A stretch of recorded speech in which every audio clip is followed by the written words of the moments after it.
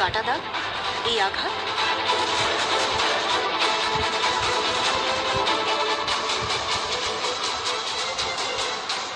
যেটায় আমি কখনো রাজি নই। ওই মায়াবী অস্ত্রটাকে পাওয়ার এটাই শেষ সুযোগ। আজ নয় তো কখনো নয়।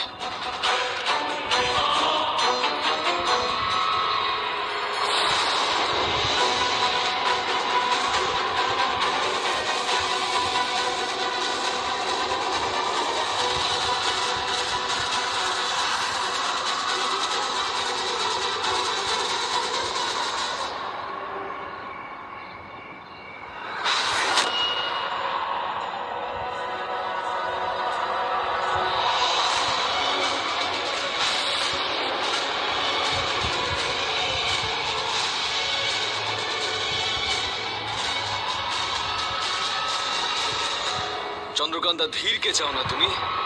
নাও, পাঠিয়ে দিলাম তোমাকে ধীরের কাছে। এবার থাকো ওর সঙ্গে আর খেয়াল রাখো ওর। আমি সেখানে যাচ্ছি যেটার জন্য আমরা এখানে এসেছিলাম, সেটাকে লাভ করার জন্য।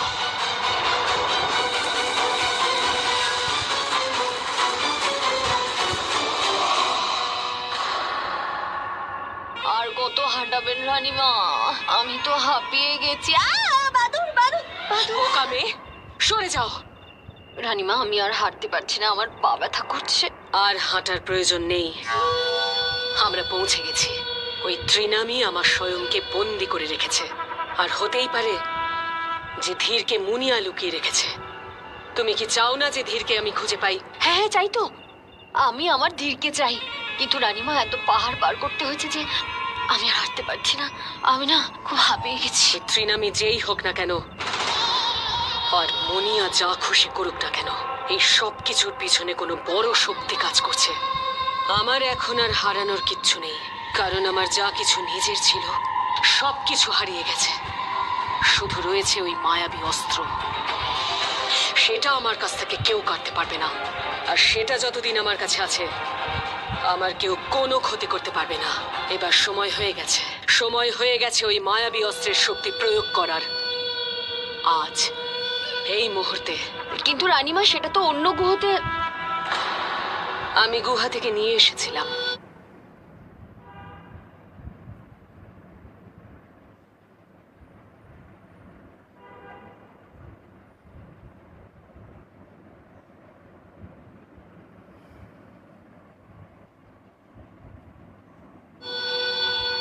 আমার কাছেই আছে, এখানে।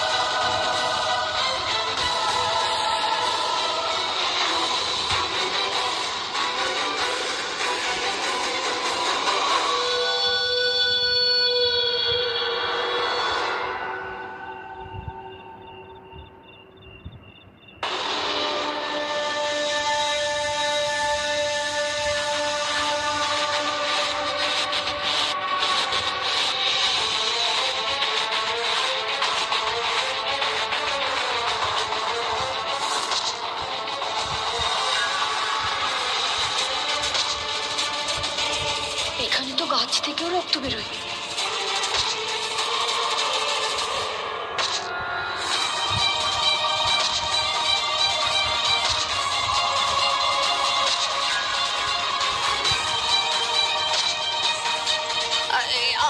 আমাকে কে বাঁধছে? কে আছে এখানে? কেউ শুনতে পাচ্ছ? ছাড়ো আমাকে, ছাড়ো।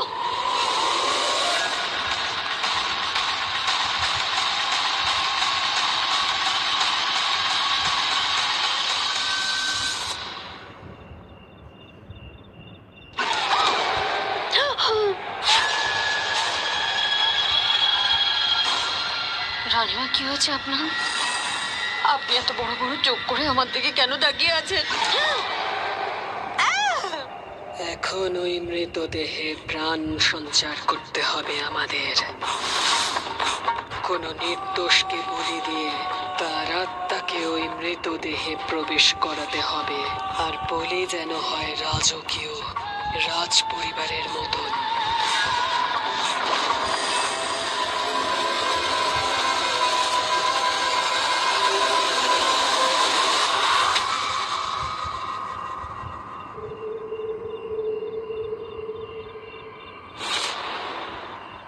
রানীমা, রানীমা, উঠুন উঠুন, রানীমা উঠুন, রানীমা। রানীমা, আপনি ঠিক আছেন তো? সেই আত্মা কি এসেছিল? কোন আত্মা? কোথায় আত্মা? আমি এক্ষুনি নরক থেকে এক দণ্ডিত মৃত আত্মাকে আহ্বান জানিয়েছিলাম। আমি তাকে বলেছিলাম যেন আমাকে বশীভূত করে। সে কি এসেছিল? অশুভ আত্মাটাই বলছিল আপনার ভেতর থেকে? কি বলেছে? কি বললো? কিছু একটা তো বললো, যেটা আমি বুঝিনি। তুমি না বুঝলেও চলবে, আমি বুঝলেই হলো। তুমি শুধু আমাকে এটুকু বলো যে সে কি বলেছে।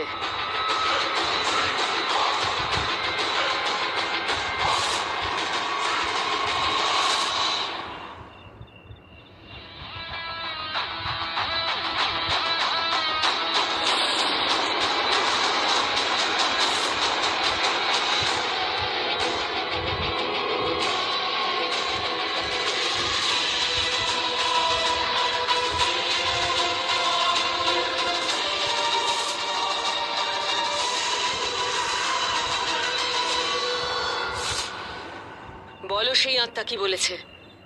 আপনি জানেন কি বিভৎস কালো আর কি ভয়ানক ছিল ওই অদ্ভুত গাছটা। যখন আমাকে আমাকে আঁকড়ে ধরেছিল তখন আমার আমার সারা গায়ে দাগ হয়ে গেছিল। আর আপনি জানেন উচ্চা, তুমি এখনো মরনি, বেঁচে আছো। বলো সেই আত্মা কি বলেছে। সেই আত্মাকে নিজের শরীরে ধারণ করেছিলাম। বলো তখন আমি কি বলেছি। আমার কিছু মনে পড়ছে না যে ও আমাকে কি বলেছিল। মূর্খ মেয়ে, আমি তোমাকে আমার সাথে কেন নিয়ে গেছিলাম? এই জন্যে। বল সেই আত্মা কি বলেছে, না হলে আমি তোকে মাকড়সা বানিয়ে দেবো। হ্যাঁ বলছি, একটু মনে তো করতে দিন।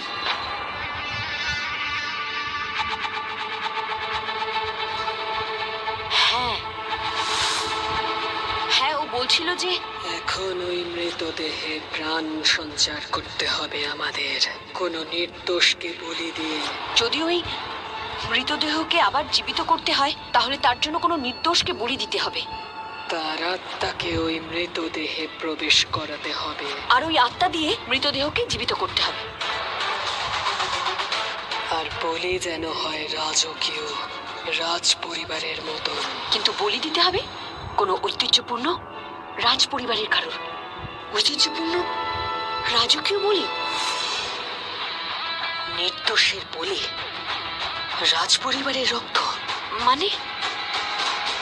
তার মানে হলো যে ভদ্রমাকে আমাদের আবার বাঁচিয়ে তুলতে হবে। তার জন্য একটা রাজকীয় বলি দিতে হবে। সেই জন্যই তো আমি সেই জঙ্গলে গেছিলাম, যাতে আমি জানতে পারি যে ভদ্রমার সাথে আমি কি কি করতে পারবো, তাকে কিভাবে বাঁচিয়ে তুলতে পারবো। এইবার জানতে পেরেছি আমি যে আমায় ভদ্রমার শরীরে সেই আত্মাকে প্রবেশ করতে হবে, যাতে সে জাগ্রত হয়। আর সবকিছু এক্ষুনি এই মুহূর্তে করতে হবে। ভদ্রমা নিশ্চয়ই কিছু গোপন করছে, বড় কোনো রহস্য, যেটা আমাকে যেভাবেই হোক জানতে হবে। আর সেই পথ আমায় দেখিয়েছে সেই নরকের আত্মা। নির্দোষের বলে রাজকীয় রক্ত। এখন রাজকীয় রক্ত কোত্থেকে পাবেন? তোমাদের কানে কথা ঢুকছে না বুঝি? কখন বলেছি মতিচুরের লাড্ডু নিয়ে আসতে, এখনো নিয়ে এলে না? কত দেরি হয়ে গেল। এবার যাও আর 4টে লাড্ডু নিয়ে এসো আমার জন্য। পেয়ে গেছি আমি শিকার, রাজকীয় রক্ত।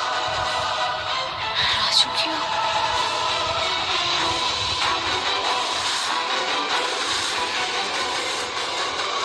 ত্রিনামী মহারাজে, ত্রিনামী মহারাজে।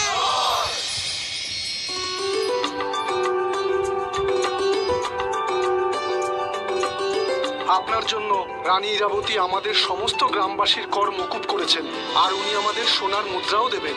আপনাকে অসংখ্য ধন্যবাদ। আজ অনেকদিন পর খুব ভালো লাগছে।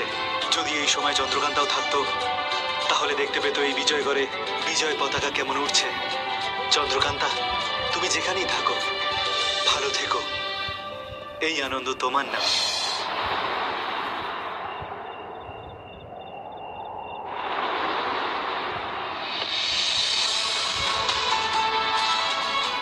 ধীর,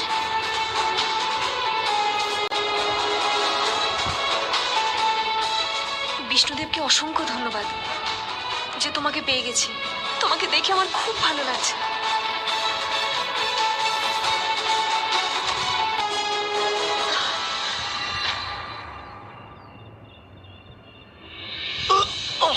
কিন্তু আমি তোমায় দেখে কোনো আশ্চর্য হয়নি, কারণ আমি জানি এই সব কিছুর পিছনে তোমার আর ওই ধ্রুবর হাত আছে।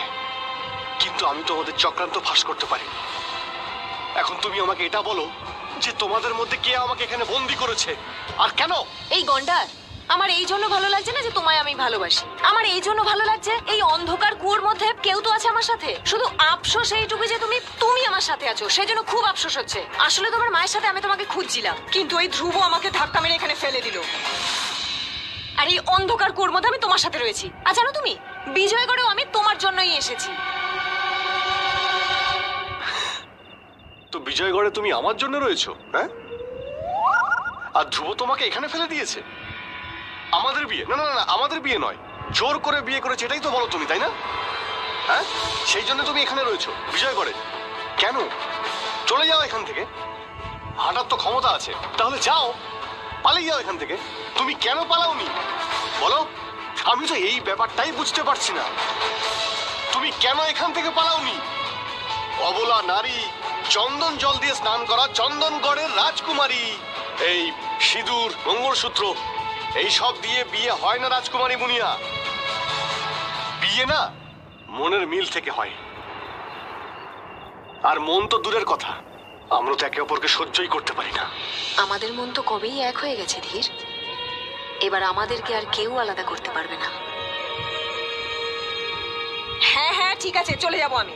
একবার এই কুয়ো থেকে বাইরে বেরোনোর পথ পেয়ে যাই আমি, তারপর আমি নিজেই চলে যেতে পারবো। আর তুমি এখনো এখান থেকে যাওনি কেন? হ্যাঁ, তুমি নাকি বীর, তোমার মধ্যে নাকি প্রচুর শক্তি আছে। তুমি যাওনি কেন এখান থেকে জানো? আমি বলছি, এখন আর তোমার মধ্যে সেই বীরত্ব নেই, না সেই শক্তি আছে না ক্ষমতা আছে। দেখো কেমন হাড় করে বেরিয়ে কঙ্কালের মতন চেহারা হয়েছে। আর তোমার মধ্যে তোমার শয়তান মায়ের সাথে লড়ার সেই শক্তিও নেই। এত বছর ধরে যার গোলামি করেছো, এত বড় মায়াকুমারী, এত দক্ষ রানী, শাস্তি দেওয়ার জন্যই সই। একবার জাদু করে তোমাকে তো এই কুয়ো থেকে বের করতে পারতো, তাই না? তুমি তো নিজেও ডুববে, সাথে আমাকেও নিয়ে ডুববে। আমার মাকে তুমি শয়তান বলবে না, কিন্তু উনি শয়তান না, তুমি। আর কি বললে তুমি? আমি তোমাকে ডুবিয়েছি? হ্যাঁ, আমি কি তোমাকে বলেছিলাম যে এসো আমার নৌকোতে বসো আর আমি তোমাকে নৌকো করে ঘোরাবো? হ্যাঁ, আর তারপর আমি তোমাকে সমুদ্রে নিয়ে ডুবিয়ে দিলাম। তোমার তো হাত আছে, পা আছে, সবকিছুই তো আছে, এগুলোও আছে। যাও, ধরো, ধরে উঠে যাও। আর বললে আমি তোমাকে সাহায্যও করবো, কিন্তু না, তুমি বিয়ের অজুহাত দিওই না। একটা কাজ করো, তুমি না ভুলে যাও এইসব, যাও এখান থেকে। পারবো না ভুলতে, কিছুই ভুলিনি, আর না ভুলতে পারবো। কিন্তু তুমি তো সব ভুলে গেছো, তাই এই বিষয়ে কথা বলার আর কোনো মানেই হয় না। ধ্রুব আমাকে এই কুয়োতে ফেলে ভালো করেনি। ও ভাবছে আমি হয়তো লক্ষ্য থেকে সরে গেছি, কিন্তু আমি তো আমার লক্ষ্যের জন্যই লড়াই করছিলাম।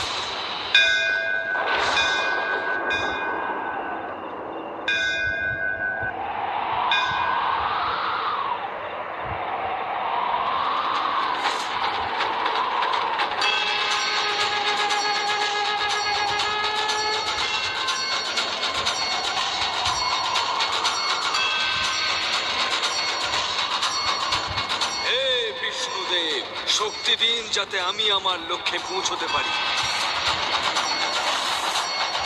বন্দে বিষ্ণু,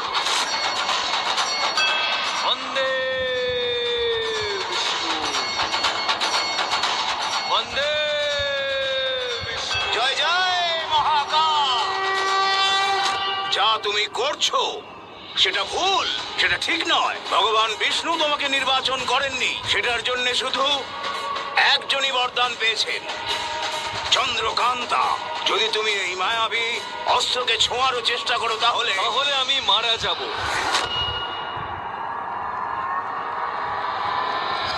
যদি আমি ভুল না হই বাবা, তাহলে ওই মায়াবী অস্ত্রটা চন্দ্রকান্তাই লাভ করতে পারে।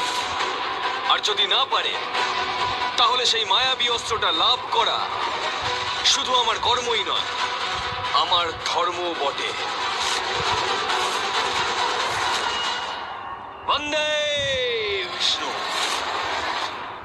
আরে গ্রামে ভোজ, নাচ গান, খাওয়া দাওয়া, কত কিছু হবে ওখানে, কিন্তু কবে? মামি, সে তো কখন শুরু হয়ে গেছে। আরে শুরু হয়ে গেছে, তবে দাঁড়িয়ে দাঁড়িয়ে মুখ কি দেখছিস? চল তাড়াতাড়ি চল। ওখানে কত খাবার থাকবে, পেট ভরে খাবো আর বেঁধেও নিয়ে আসবো। চল তাড়াতাড়ি আয়। হ্যাঁ, বেচারা।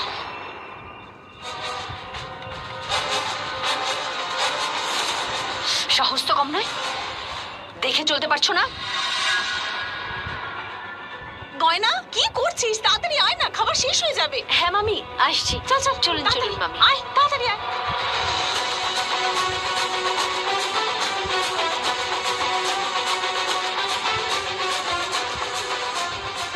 এই কাজের জন্য 10 স্বর্ণমুদ্রা পেয়েছি, এই নাও।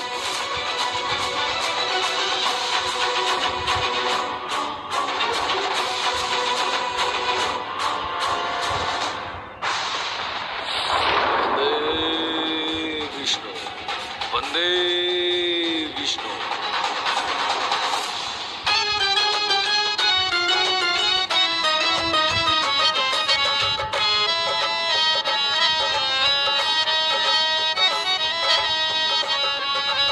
মেঘ, তোমার কি মনে হয় ইরাবতী আজ আসবে? এই অনুষ্ঠান ওনার সম্মান জানানোর জন্য প্রজারা আয়োজন করেছেন। প্রজাদের মন জয় করার জন্য উনি অবশ্যই আসবেন।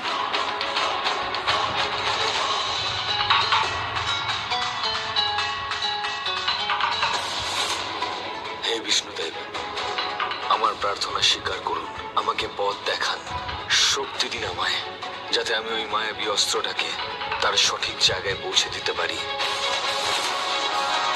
মহারানী ইরাবতীর জয়! মহারানী ইরাবতীর জয়! মহারানী মেঘ, ইরাবতী আসছেন, লুকিয়ে পড়ো, চলো। মহারানী ইরাবতীর জয়! মহারানী ইরাবতীর জয়! মহারানী ইরাবতীর জয়! মহারানী ইরাবতীর জয়! মহারানী ইরাবতীর জয়!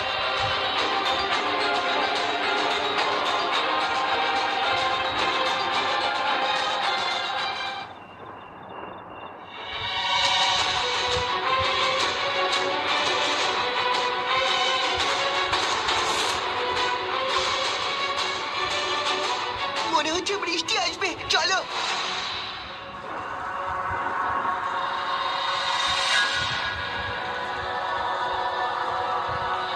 মেঘ, হঠাৎ এভাবে বৃষ্টি শুরু হলো কেন? আমি জানি না, কিন্তু কিছু একটা করো, ইরাবতীকে আটকাও। যদি উনি এখান থেকে চলে যান, তাহলে আমাদের পরিকল্পনা ভেস্তে যাবে। কিছু একটা করো, গিয়ে প্রজাদেরকে বোঝাও। হ্যাঁ, কিছু একটা করছি। দাঁড়ান, শুনুন, আরে শুনুন না, শুনুন, আপনারা ভয় পাবেন না, এই বৃষ্টি কিছুক্ষণ বাদেই থেমে যাবে। আর যাই হোক না কেন, এই অনুষ্ঠান অবশ্যই হবে, আপনারা একটুও ভয় পাবেন না।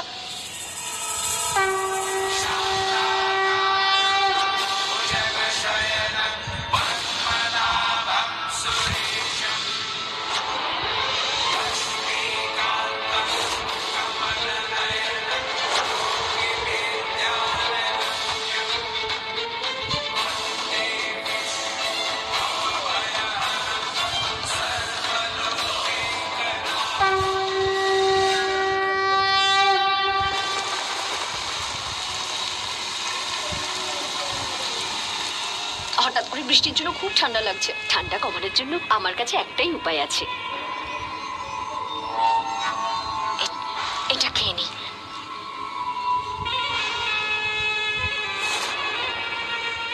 আরে দাঁড়া, দি আমাকে। আরে মামি, একা একাই খেয়ে নিবি? আর আমি ঠান্ডায় দাঁড়িয়ে দাঁড়িয়ে মরবো? আগে আমি খাই, তারপর তুই খাবি। মামি,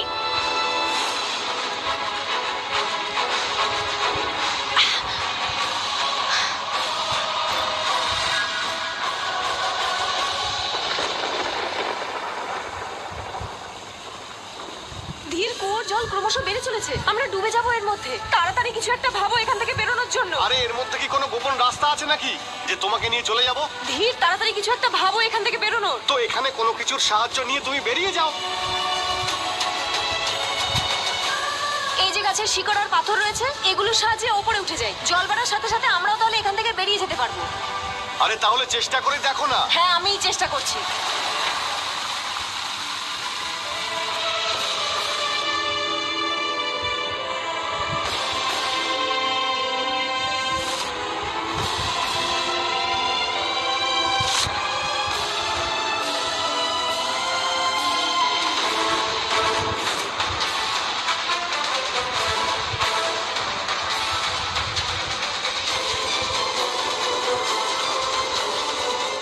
ধীর, তাড়াতাড়ি উঠে এসো।